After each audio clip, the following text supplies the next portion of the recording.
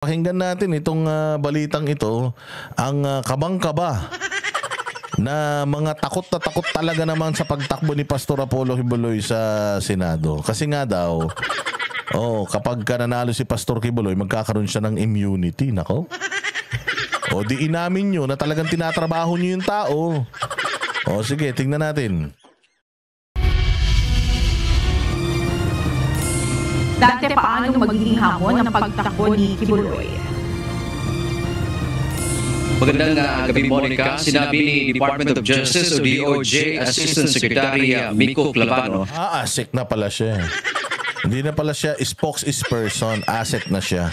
Kapag nahalal kasi, Monica, si Quiboloy bilang isang senador ay magkakaroon na anya ito ng proteksyon bilang isang mambabatas. So, anong problema doon? Kung mahalal siya at sinasabi ng batas na magkakaroon siya ng proteksyon, so anong problema doon? Bakit ba kasi taing-tae ang DOJ na na itong si Pastor Apollo Quiboloy ay ma-indict? Unang-una sa lahat, DOJ din ang nag-dismiss nung kaso niya 4 years ago. Kung sana inaksyonan nyo ng mas mabilis yung kaso na yan noon, sana noon pa nagsisimula na sana siguro ngayon nagkakasentensyahan na dyan. Yung problema, it was dismissed by no other than your office 4 years back. Tapos binuksan lang ulit ngayon nung magaling na amo mo dahil kay Risa Ontiveros dun sa hearing niya. Tapos dinagdagdagan pa. So kung mabilis sana kayong umaksyon hindi sana ngayon tapos na tong kaso na to, mantakin mo yung 4 na taon, dinismiss nyo, tapos hindi nyo na binuhay, may motion yung akusado, yung nag-aakusa, nag-motion, hindi nyo inaksyonan ng 4 na taon. Tapos ngayon nyo inaksyonan noong nagkaroon ng Senate inquiry, tapos ngayon nagkukumahog kayo. Itinuturing ng Department of Justice o DOJ na pangungutya sa... Alam nyo mga kababayan, kung gusto nyong makabawi tayo sa mga hinayupak na to, Pastor Quiboloy, lagay natin number 1 balota natin sa Senado. Turing ng Department of Justice o DOJ na pangungutya sa electoral process o demokrasya sa bansa. Pangungutya daw sa demokrasya ng bansa yung pagtakbo ni Pastor Apollo Quiboloy. Una sa lahat, hindi pangungutya yun. Karapatan yun ng bawat Pilipino. Merong guideline sa mga tatakbong senador. May guideline po sa mga tatakbong senador. Nakalagay lang po doon yung mga mangilan-ngilan na mga rules at mga qualifications. Hindi pangungutya to. Alam mo kung anong pangungutya? Ang pangungutya, yung si Franz Castro na guilty na beyond reasonable doubt sa kasong child abuse, tumatakbong senador. Yun ang pangungutya sa demokrasya ng Pilipinas. Gunggong ka. Bakit? Kalabano, si Pastor Apollo Quiboloy ba convicted na? Hindi ba dinidinig pa lang yung kaso niya, hindi pa nga nagsisimula. Mauuna pa nga si Risa Ontiveros sa October 23. Sinisimulan pa lang, hindi nyo pa nga nasisimulan yung hearing ng kaso niya. So ibig sabihin, hindi pa siya convicted criminal. And even if convicted siya, tangina si Franz Castro nga convicted of child abuse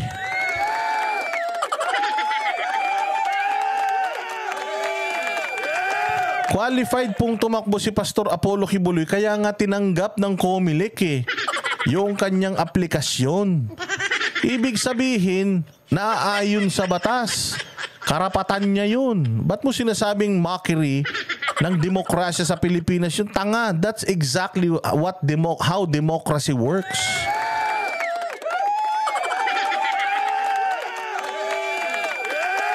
Bupuls din pala to si Clavano Saan ba to nagtapos ng abogasya? Ako hindi naman ako abogado, pero alam ko na hindi ito pang aalipusta or pang minamak yung demokrasya natin. Ang minamak mo yung demokrasya ng Pilipinas pag bumili ka ng boto, yan. Oo, inaano mo yung demokrasya. Kapag convicted felon ka. convicted child abuser ka, tatakbo kang senador. Yan ang panggagago sa demokrasya ng Pilipinas. Bago ka magsalita, Klabano, sitahin mo si Pastor Apollo Kibuloy na humaharap sa kaso naman na may piyansa, dinagdagan nyo lang naman yan ng qualified human trafficking para ma-hold nyo siya. Wala naman yung kaso na yan na isinampa sa kanya noon, kayo lang naman nagdagdag niyan. So ibig sabihin, hindi pa siya hinahatulan ng korte, therefore qualified pa siya. Puta, ang nakakainis, yung self-confessed drug lord ka. Tapos tumatakbo ka ng mayor katulad ni Albuera, mayoral candidate yun si Kerwin Espinosa. Yun ang nakakahiya. Oo, drug lord ang tatay, drug lord ang anak. Tapos tumatakbong mayor. Yung presidente natin, diktador ang tatay, convicted sa tax evasion, tumakbong presidente, nanalo. Yun ang mockery of democracy sa Pilipinas. Klabano, kung ako sa'yo, bumalik ka sa eskwelahan, tapos mag-aral ka ulit para alam mo kung ano yung sinasabi mo. Ang dami mong satsat, mali-mali naman. Abogado ka pa naman. Ang paghahain ni Kingdom of Jesus Christ o KOJC leader Apollo Kibuloy ng kandidatura bilang senador. Si Kibuloy ay naharap sa patong-patong na kasong kriminal sa Pilipinas. Dagdag pa ni Asek Labano, hamon na rin ito ngayon sa United States government na hilingin ang agarang extradition para mailipat sa Amerika. Hindi niya alam na in order for you to be extradited, kailangan yung mga kaso mo dito sa Pilipinas, kailangan tapos. Kailangan sentensyado ka. Or kung hindi ka man sentensyado, kung not guilty ka dito sa Pilipinas, kailangan matapos yung kaso mo dito. Di ba nga, Klabano, ganyan ang ginagamit ng mga sindikato sa Japan na nandito sila sa Pilipinas, nakakulong sila sa selda ng Bureau of Immigration, pero hindi sila ma-deport sa Japan. Bakit? Kasi meron sila ditong mga kaso ng wife battery, physical injury. Di ba? Sinadya silang kasuhan dito sa Pilipinas para hindi sila ma-extradite sa Japan kasi may kaso pa sila dito, kailangan matapos yung kaso nila sa Pilipinas. Pinagsasabi mo. Hindi naman tanga Pilipino katulad mo. So kailangan matapos muna yung kaso ni Pastor dito bago siya ma-extradite sa Amerika. At besides, katulad ng sinasabi ko, gusto na nga nila na magsimula na yung kaso sa Amerika. Kasi nga katulad nung nangyari doon sa kay Dueñas na guilty plea siya sa isang mababang kaso, yung mabibigat na kaso na human trafficking, child labor at saka yung money laundering, na-dismiss yun sa Amerika. So kung na-dismiss yun sa Amerika, yun lang, yung human trafficking ang isa sa pinakamalaking kaso niya dito sa Pilipinas. Yun yung reason kung bakit na freeze yung kanilang asset at no bail yung kaso niya. Imagine mo kung na-dismiss doon yung kaso nitong isang kasamahan nila, kung ikinokonekta nyo kay Pastor yun, lalong imumove ng Amerika yung hearing ng kaso niyan dahil likely ma-dismiss din yan. Baka mauna pang ma-dismiss yung kaso doon kaysa dito.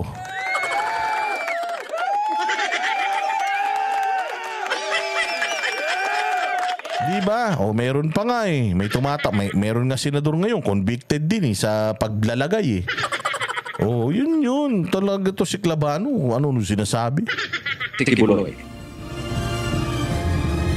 Itong pag-file niya ng certificate of candidacy for Senate is a dare to the government to do something fast. Kasi if the time comes at sakaling mahalal siya bilang isang senador, then he will have some sort of protection already. Na yun. So, kaya kabado si Risa, kabado ang media, kasi nga pag nanalo si Pastor, which malaki yung possibility, kawawa kayo. Hindi, pero Kalabano sa totoo lang parang sinasabi mo kasi, sa sinasabi mo, mukhang malaki talaga yung tsansa ni Pastor Apollo Kibuloy na manalo. Kasi tinan mo Kalabano kung sapat na yung paninira ninyo para mainis ang buong sambayanan kay Pastor Apollo Kibuloy, hindi nyo na kailangang magmakaawa na bilisan nyo, baka manalo yan. The fact na iniisip nyo baka manalo yan, alam ninyo na hindi ninyo nasira yung reputasyon ng tao.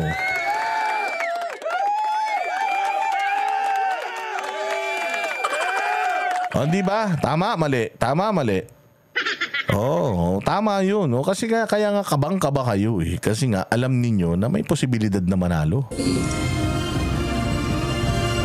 Sa panig naman ng pamahalaan ng Pilipinas ay gagawa na din ng hakbang kaugnay sa posibleng extradition. Naniniwala ang DOJ dapat mananagot si Kibuloy sa mga krimen laban sa kanya.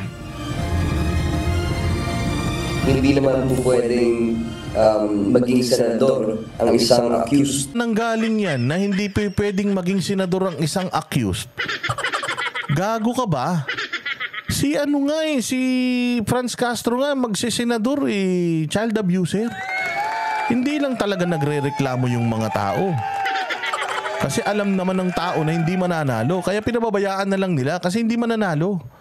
Pero napakabobo mo naman, sir, na sabihin mo na ang isang akusado pa lang ay hindi na pwedeng tumakbo. Tingnan mo yung rules and regulations, yung qualifications para tumakbo ka bilang presidente, vice president, senador, congressman. Nakalagay doon, Pilipino ka, marunong ka magsulat at magbasa, meron kang common sense, wala kang tawag dito, hindi ka convicted sa mga kaso na with moral turpitude. Talaga to. Napakagago nito, no?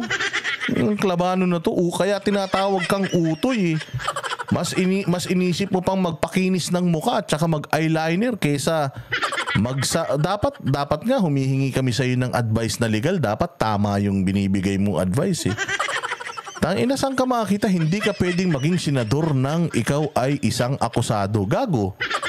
Akusado pa nga lang Buti sana hindi ka pwedeng maging isang senador kung ikaw ay convicted child abuser, ganyan. Kung ako sa'yo, magnotaryo ka na lang, Kalabano, para may silbi ka sa buhay. Ng human trafficking, especially when there is substantial evidence already to the effect na ganyan talaga ang ginagawa niya. Substantial evidence? Ano nga yung ebidensya nyo? Ano yung ebidensya? Dak-dak, yak-yak, salita noong mga testigo ni Ontiveros. Tanga, hearsay yun. Wala silang hard evidence. Yun ang sasabi mo. Mantakin mo ilan lang sila. Tapos, yung mga miyembro ng Kingdom, milyon-milyon. Saan ka maniniwala? Sa 5 o sa milyon? Bopols pala to. Kung napakadami nyo naman palang napakadami nyo naman palang ebidensya, simulan na yan. Tagal-tagal nyo. So if anything, it just expedited the extradition. Monica, noong huling araw nga ng COC filing ay kumandidato si Kibuloy sa pamamagitan ng kanyang abogado sa pagkasenador. Pangunahin umanong layo nito ay maproteksyonan ang karapatan sa relihiyon. Yun nga, si Tulfo Mado may kaso ng moral turpitude Si Bongbong nga with moral turpitude din tax evasion, imagine. Humahawak siya ng tax, tapos tax evasion kaso niya. Di ba utoy, kupal ka? Samantala sinabi pa ni Kalabano dahil umamin na ang isa sa kapwa-akusado ni Kibuloy sa Amerika na si Marisa Duenas hinggil sa conspiracy o pakikipagsabuatan partikular sa pag-aasikaso ng pekeng kasal. Anong problema ron? Gano'ng kalaking yun? Gano'ng kalaking kaso yun? Ilan taon ng kulong nun? Aside from yung pag-amin niya dyan, ano yung na-dismiss na kaso? Di ba yung 3 pinakamalalaki na ikinakaso nyo rin dito sa Pilipinas? Kung na-dismiss si Duenas, likely na ma-dismiss din yung kaso ni Pastor Apollo Kibuloy dyan, di ba? Maaari na niya itong magagamit ng mga piskal na may hawak ngayon sa kaso ni Kibuloy dito sa bansa. Umamin si Duenas. Bakit? Ano bang May kaso ba si Pastor Apollo Kibuloy dito na naaayon or kaparehas noong immigration yung nilabag na immigration law nitong si Dueñas? Meron ba? Hindi ba ang kaso ni Pastor dito child abuse, qualified human trafficking, tapos ano pa ba yung niya dito, yung mga kinakaso sa kanya dito, basta yung mga ganun, money laundering, di ba? Mga ganyan din sila wala namang kaso si Pastor dito ng tungkol sa kasal-kasal Buenas para mabababa ang kanyang sentensya. Paniwala ng Kilabano, patunay ito na maaaring may nangyari din talagang sa buwatan sa paggawa ng krimen. So dahil doon, dito rin maaaring may nangyari din. Pero wag kang nag-i-speculate. Kasi ang isang abogado, lalo na kung huwes ka, hindi pwedeng mag-speculate ka.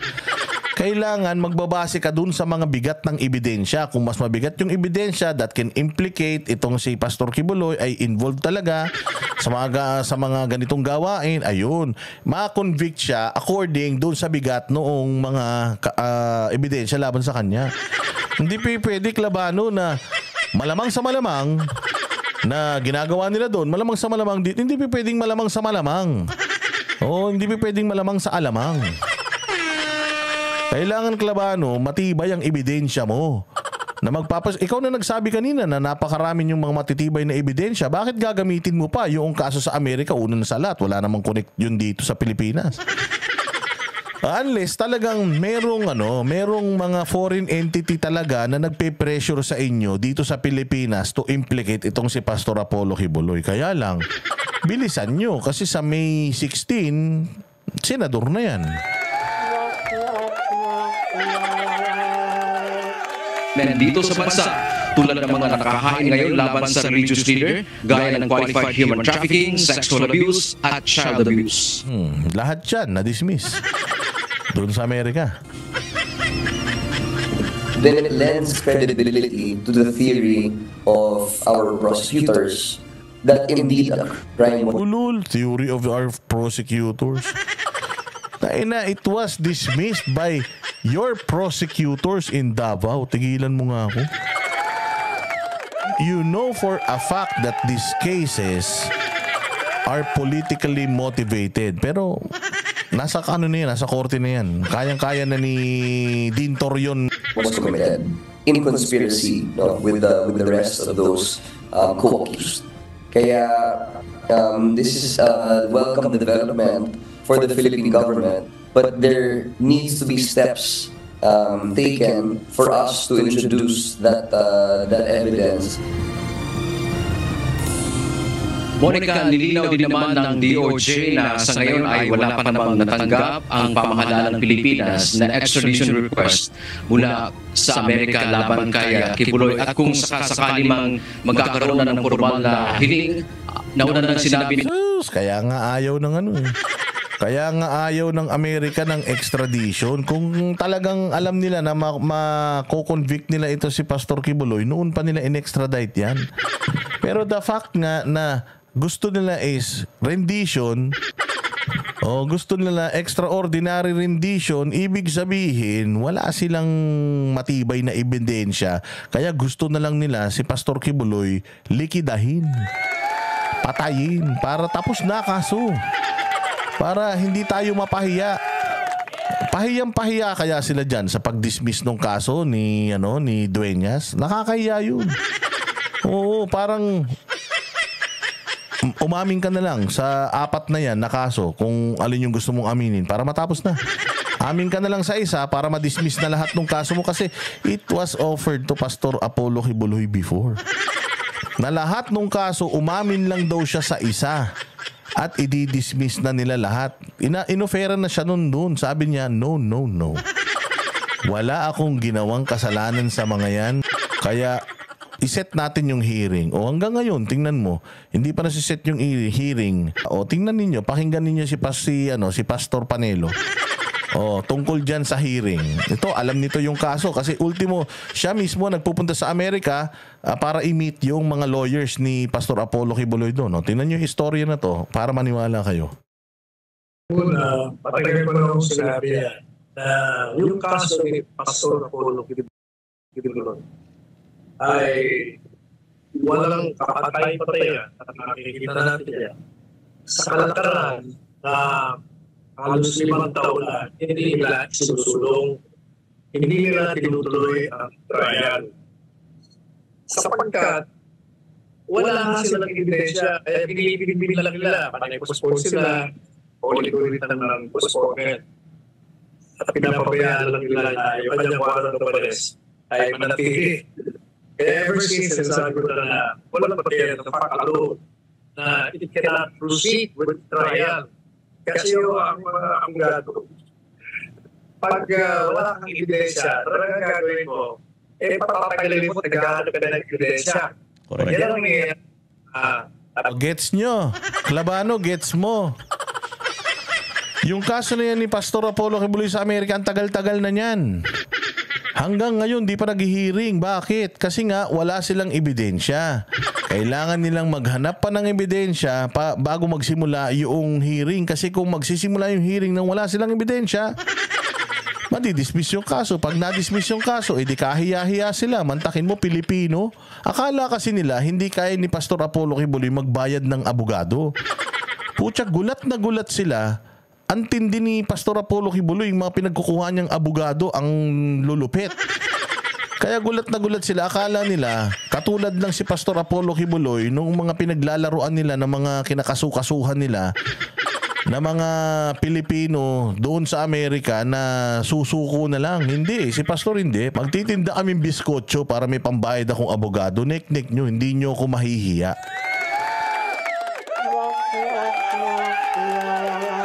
Hindi nyo ako pwedeng hiyain.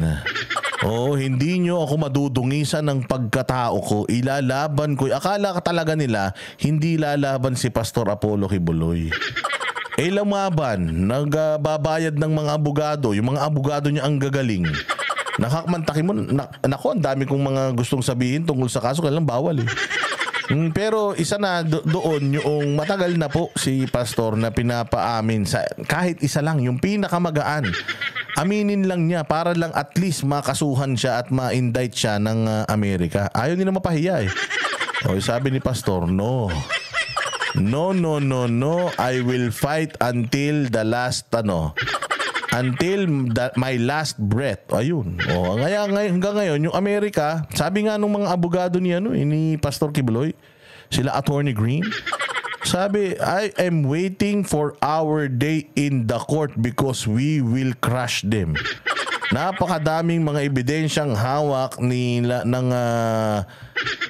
ng defense team ni Pastor Apollo Kibuloy. Gusto na talaga nilang bakbakan yung mga nag-aakusa sa kanila sa Amerika, kaya lang wala pa eh. Hanggang ngayon wala pa.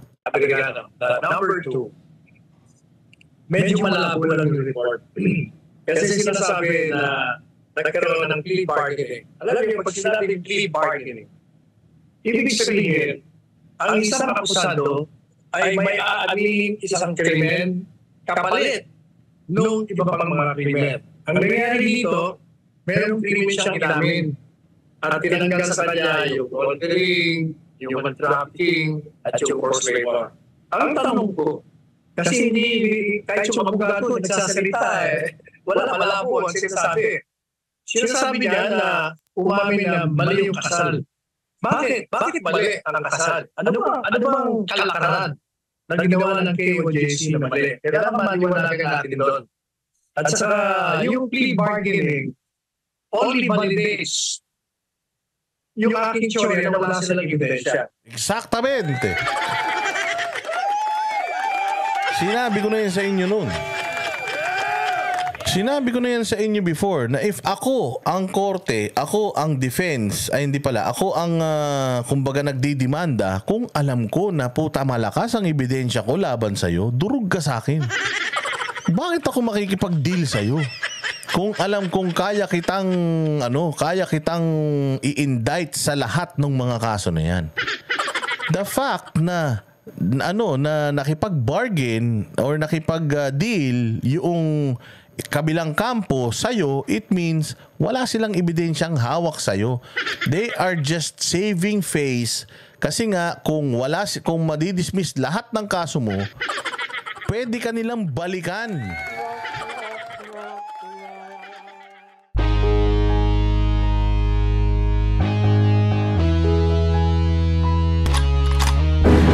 Yan ang Banateros, walang inuurungan. Pag tama palakpakan, pag mali ay babanatan. Yan ang Banateros, boses ng order.